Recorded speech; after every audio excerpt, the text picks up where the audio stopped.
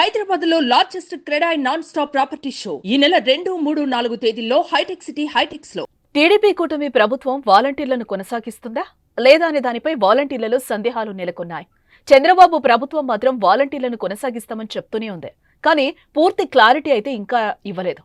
ఇలాంటి తరుణంలో వాలంటీర్లకు మరో షాక్ ఇచ్చింది.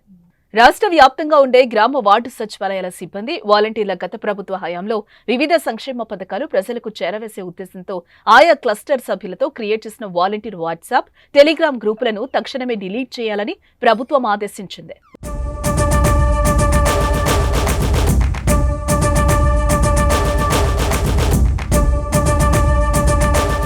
వైసీపీ ప్రభుత్వం హయాంలో ఎటువంటి ఆదేశాలు లేకుండానే వాలంటీర్లు స్వయంగా తమ క్లస్టర్ పరిధిలో ఉన్న సభ్యులను చేర్చి వాట్సాప్ గ్రూపులను, టెలిగ్రామ్ గ్రూప్స్ ను క్రియేట్ చేయడంపై అభ్యంతరం తెలుపుతోంది. ఈ గ్రూప్స్ ద్వారా ప్రస్తుతం ప్రభుత్వానికి వ్యతిరేకంగా ప్రచారం చేస్తున్నారనే ఆరోపణలతో అలర్ట్ అయింది.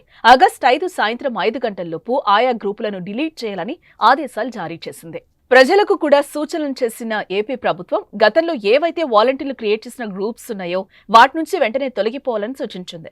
సచివాలయం సిబ్బంది ప్రజలకు అవగాహన కల్పించాలని, స్వతహాగా ఆయా గ్రూప్స్ నుండి ఎగ్జిట్ అయ్యేలా చూడాలని జీఎస్డబ్ల్యూఎస్ ఆదేశాలు జారీ చేసింది.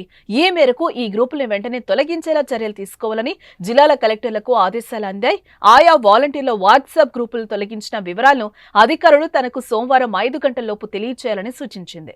ప్రభుత్వ తాజా ఆదేశాలతో వాలంటీర్లలో ఆందోళన నెలకొంది. తమను కొనసాగిస్తారా లేదా అన్న దానిపై డలమాలో పడ్డారు.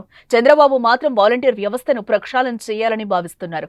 మార్పులు చేర్పులు చేసి వాలంటీర్స్ తమ విధులను మరింత సమర్థవంతంగా వినియోగించుకునే దిశగా అడుగులు వేస్తున్నారు. అయితే ప్రస్తుతం ఉన్న వాలంటీర్లను కొనసాగిస్తారా లేదా కొత్త నోటిఫికేషన్ ఇస్తారా అన్నది మాత్రం ఆసక్తి రేపుతోంది.